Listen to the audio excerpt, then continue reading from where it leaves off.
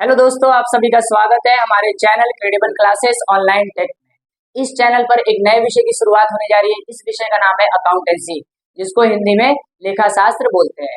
ये उन बच्चों के लिए जो क्लास 12th में पढ़ाई कर रहे हैं और जिनका विषय कॉमर्स रहा है और वो हिंदी माध्यम से पढ़ रहे हैं, यानी जो सरकारी स्कूल में बच्चे पढ़ते हैं उनके लिए क्या है, ये पूरी अकाउंटेंसी की वीडियो है।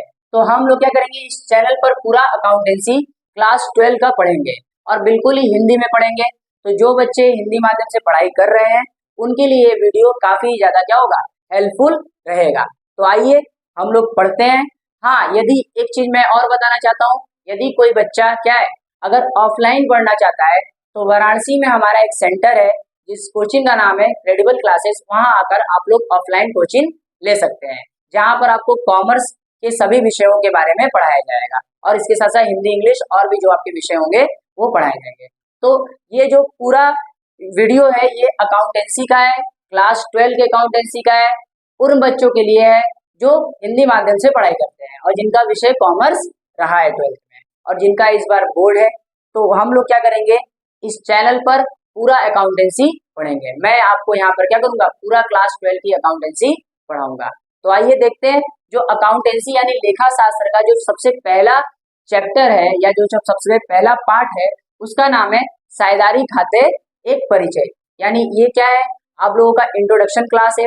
तो इसमें हम लोग क्या करेंगे, साझेदारी के बारे में कुछ पढ़ेंगे और उसके आगे आने वाले वीडियो में सारा टॉपिक क्या करेंगे, कवर करेंगे।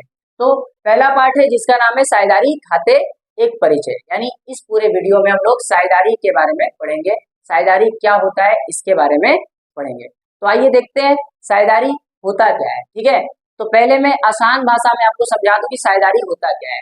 जब दो या दो से अधिक व्यक्ति मिलकर किसी कार्य को करते हैं और उस कार्य का मुख्य उद्देश्य क्या होता है, लाभ कमाना होता है और लाभ कमाने के साथ साथ उस लाभ को आपस में बांटना होता है, उसी व्यवसाय को क्या बोला जाता है, साझेदारी व्यवसाय कहा जाता है।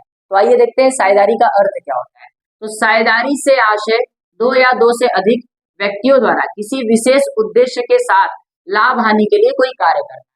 यानी साझेदारी एक ऐसा कार्य है जिसका मुख्य उद्देश्य क्या है, लाभ कमाना है और उस लाभ को क्या करना है, आपस में बांटना है। इसी को क्या बोलते हैं, साझेदारी व्यवसाय कहा जाता है।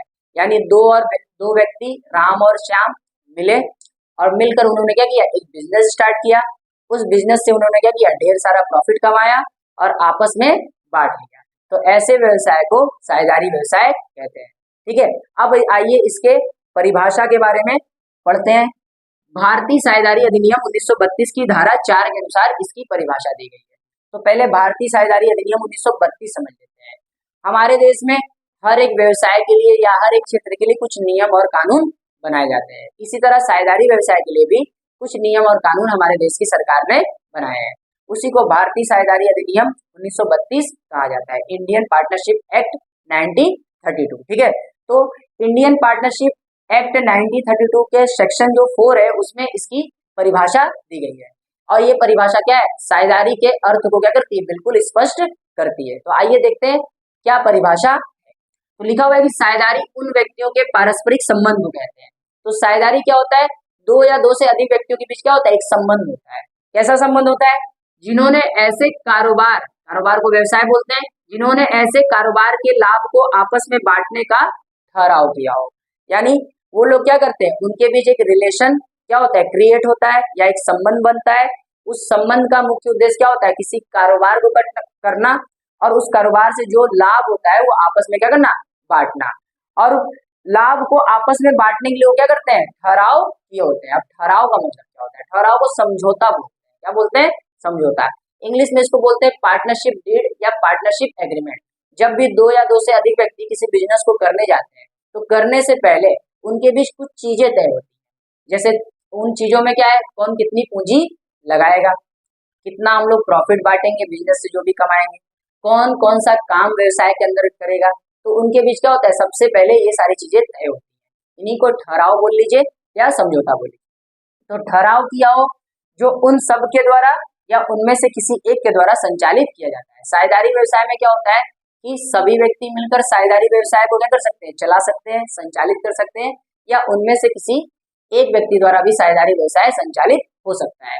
वो डिपेंड करता है उनके समझौते और ठहराव पर कि उन लोगों ने समझौता या ठहराव कैसा किया है या बनाया है। ठीक है, तो आप लोग को समझ में आया होगा कि साझेदारी व्यवसाय क्या होता है। दो या दो से अधिक व्यक्ति मिलकर किसी कार्य को या किसी व्यवसाय को करते हैं। उस व्यवसाय का उद्देश्य लाभ कमाना और आपस में बांटना होता है। उसी को क्या बोलते हैं, साझेदारी व्यवसाय बोला जाता है। साझेदारी व्यवसाय का जन्म ठहराव से होता है, समझौते से होता है। ठीक है, जब कोई साझेदार या जब दो या दो से अधिक साझेदार मिलकर किसी बिजनेस को करने जाते हैं तो करने से पहले कुछ चीजें आपस में तय करते हैं। उसी को क्या बोला जाता है, समझौता या ठहराव कहा जाता है। अब एक चीज और समझ लेते हैं कि साझेदारी व्यवसाय का जन्म कैसे हुआ, इसके पीछे क्या कारण थे। तो इसके पीछे एक ही कारण था, एकाकी व्यापार की कठिनाइयां या एकाकी व्यापार की सीमाएं। तो आप लोगों ने क्लास 11 में बिजनेस स्टडी में एकाकी व्यापार पढ़ा होगा, जिसको एकल स्वामित्व बोलते हैं, इंग्लिश में सोल प्रोप्राइटरशिप या सोल ट्रेडर बोलते हैं। अब एकाकी व्यापार होता क्या है उसके बारे में हम लोग समझने की कोशिश करते हैं। तो एकाकी व्यापार एक ऐसा व्यापार होता है जिसे एक व्यक्ति चलाता है, एक व्यक्ति उसमें पूंजी लगाता है, व्यवसाय से होने वाले सारे लाभ को वही लेता है, वही व्यवसाय का प्रबंध करता है, संचालन करता है और उस पर नियंत्रण रखता है। तो एक व्यक्ति द्वारा चलाया जाने वाला व्यवसाय क्या कहलाता है, एकाकी व्यापार कहलाता है या एकाकी व्यवसाय कहलाता है। अब एकाकी व्यवसाय की कुछ कठिनाइयां हैं, जैसे उसमें एक ही व्यक्ति काम करता है, एक ही व्यक्ति द्वारा पूंजी लगाई जाती है, तो पूंजी भी ज्यादा नहीं होती है, सीमित मात्रा में पूंजी होती है, उसकी योग्यता भी ज्यादा नहीं होती है क्योंकि एक ही व्यक्ति काम करता है, उसके पास सारी स्किल्स को होना क्या है, पॉसिबल नहीं है आज के समय में। ठीक है, इसके साथ साथ वही व्यवसाय का प्रबंध करता है, संचालन करता है, उस पर नियंत्रण रखता है और उसका जो व्यवसाय का क्षेत्र भी होता है काफी सीमित होता है, वो अपने व्यवसाय को बड़ा नहीं कर सकता क्योंकि एक व्यक्ति अकेला अनेक प्रकार के बाजारों में काम नहीं कर सकता। तो यही क्या है, एकाकी व्यापार की कठिनाइयां हैं। पहले तो सीमित पूंजी, एक व्यक्ति का होना, प्रबंध और संचालन और नियंत्रण का कार्य भी एक व्यक्ति द्वारा किया जाना, जो कि क्या है, संभव आज के समय में नहीं है। इसके साथ साथ नियंत्रण में कठिनाई होना, व्यवसाय का ज्यादा बड़ा न होना, सीमित क्षेत्र में ही व्यवसाय वो कर पाता है। तो ये सारी कठिनाइयां हैं, इन कठिनाइयों की वजह से क्या है, साझेदारी व्यवसाय का जन्म हुआ। ऐसे तो व्यवसाय के कई स्वरूप है, कंपनी है, कोऑपरेटिव ऑर्गेनाइजेशन जिसको सहकारी संगठन बोलते हैं, आप लोगों ने क्लास 11 के बिजनेस स्टडी में पढ़ा होगा, लेकिन हम लोगों को क्लास 12 में अकाउंटेंसी में साझेदारी के बारे में पढ़ना है, तो हम लोग साझेदारी के बारे में यहाँ पे डिस्कस करेंगे। तो आप लोग को समझ में आया साझेदारी व्यवसाय का जन्म कैसे हुआ, एकाकी व्यापार की कठिनाई की वजह से। एकाकी व्यापार की कठिनाई को दूर करने के लिए साझेदारी व्यवसाय का जन्म हुआ। तो साझेदारी व्यवसाय आप लोग को समझ में आ गया होगा, सिंपल सा कि साझेदारी क्या है, एक ऐसा व्यवसाय है जो दो या दो से अधिक व्यक्ति मिलकर करते हैं और उससे जो भी लाभ और हानि कमाते हैं आपस में बांट लेते हैं, उसी को साझेदारी व्यवसाय कहा जाता है। साझेदारों के मध्य क्या होता है, कुछ समझौते होते हैं, उन समझौते के आधार पर क्या होता है, बिजनेस को चलाया जाता है, यानी बिजनेस को रन किया जाता है। तो अब आइए इस वीडियो में हम लोग कुछ साझेदारी की विशेषताओं के बारे में भी देख लेते हैं। आपकी किताबों में कई विशेषताएं दी हुई है, मैंने यहाँ पे कुछ मुख्य विशेषताओं को लिखा है, हम लोग उसके बारे में समझते हैं। तो आइए एक एक करके साझेदारी व्यवसाय की विशेषताओं के बारे में समझने का प्रयास करते हैं। तो पहला है दो या दो से अधिक व्यक्तियों का होना। दो या दो से अधिक व्यक्तियों का होना, किसी भी साझेदारी व्यवसाय में मिनिमम कितने साझेदार हो सकते हैं, दो। मिनिमम कितने हो सकते हैं, दो, याद रखना। किसी एक व्यक्ति द्वारा किया गया साझेदारी व्यवसाय नहीं कहलाता, वो एकाकी व्यापार कहलाता है। ठीक है, तो मिनिमम किसी भी साझेदारी व्यवसाय में दो व्यक्तियों का होना अत्यंत आवश्यक है। तो पहला आपको विशेषता समझ में आ गया होगा। दूसरा, साझेदारों की अधिकतम संख्या। अब मिनिमम तो दो होते हैं, मैक्सिमम कितने होते हैं ये भी पता होना चाहिए। किसी भी साझेदारी व्यवसाय में जो मैक्सिमम पार्टनर या मैक्सिमम मेंबर जो होने चाहिए वो कितने होने चाहिए, 50। कितने होने चाहिए, 50। और मिनिमम कितने होने चाहिए, दो। याद रखिएगा, काफी इंपॉर्टेंट है, मल्टीपल चॉइस क्वेश्चन पूछे जाते हैं आपके एग्जाम में। तो मिनिमम साझेदारी व्यवसाय में दो व्यक्ति होने चाहिए और मैक्सिमम कितने होने चाहिए, 50। याद रखिएगा। अब आते हैं तीसरा, साझेदारों के मध्य समझौता या ठहराव।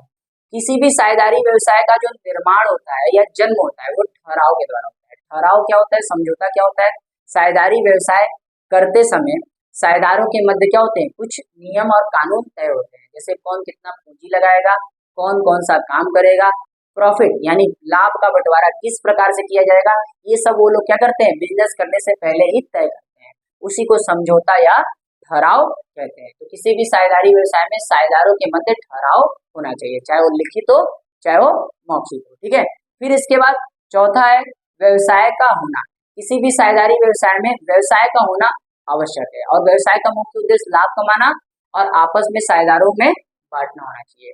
जैसे दो व्यक्ति मिलकर जाकर मंदिर और मस्जिद में दान करके आ जाएं, या किसी गरीब की सहायता कर दे दो व्यक्ति मिलकर, तो वो साझेदारी व्यवसाय नहीं कहा जाएगा।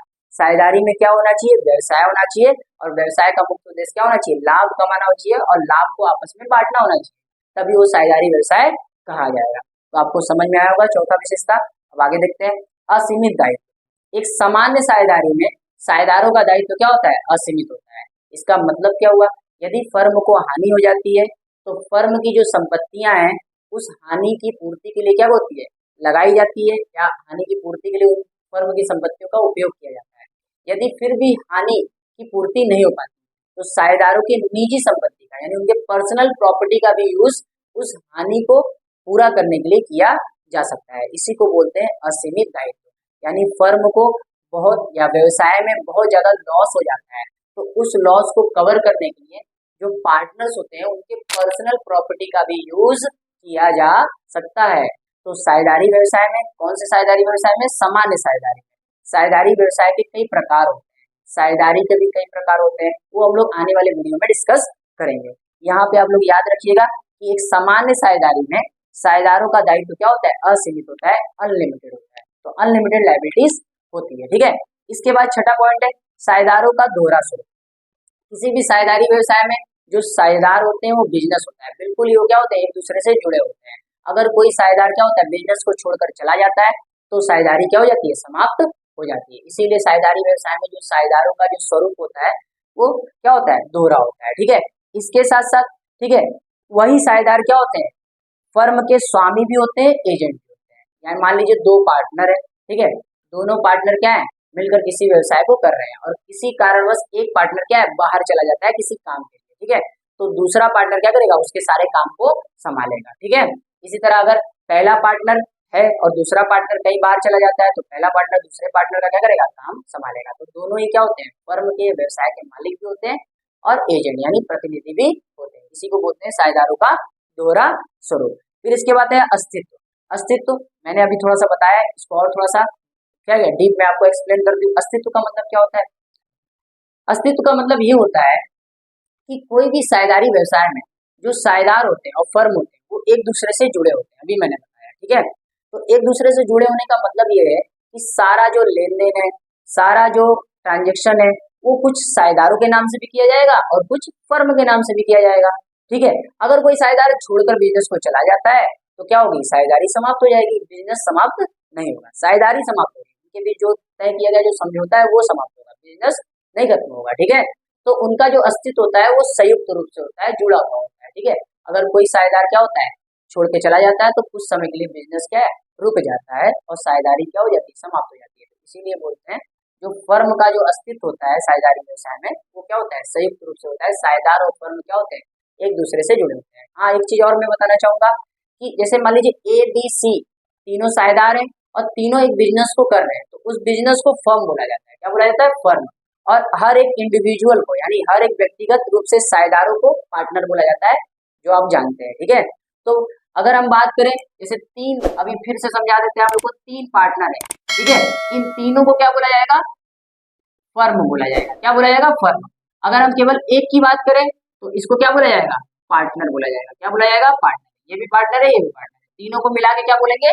फर्म बोलेंगे। ये भी याद रखिएगा। तो अस्तित्व क्या होता है? संयुक्त रूप से जुड़ा हुआ होता है, ठीक है। फिर आगे आता है हित का हस्तांतरण। कोई भी साझेदार अन्य साझेदारों की अनुमति के बिना कोई भी काम नहीं कर सकता, बिजनेस का कोई भी काम नहीं कर सकता, कोई निर्णय नहीं ले सकता, कोई अधिकार किसी दूसरे व्यक्ति को नहीं सौंप सकता। उसको क्या करना होगा? सभी साझेदारों से परमिशन लेना होगा, ठीक है। अनिवार्य नहीं है, अगर साझेदारी संलेख में ऐसा लिखा गया है तो। अगर साझेदारी संलेख में ऐसा नहीं लिखा गया है तो वो अपने से डिसीजन ले भी सकता है, ठीक है। तो याद रखिएगा। फिर इसके बाद आता है वैधानिक स्थिति।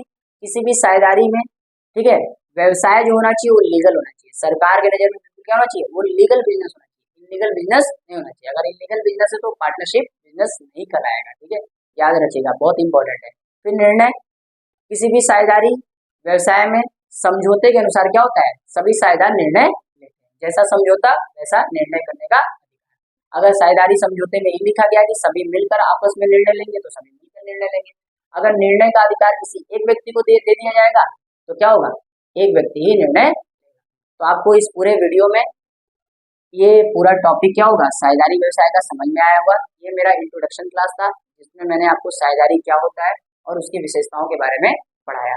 एक बार मैं फिर से आप लोगों को याद दिलाना चाहता हूँ, यदि आप लोग ऑफलाइन पढ़ना चाहते हैं तो हमारे वाराणसी में हमारा एक कोचिंग है जिसका नाम है क्रेडिबल क्लासेस, और हमारे यूट्यूब चैनल का नाम है क्रेडिबल क्लासेस ऑनलाइन। तो अगर आप ऑफलाइन पढ़ना चाहते हैं कॉमर्स, तो आप आकर वाराणसी में संपर्क कर सकते हैं।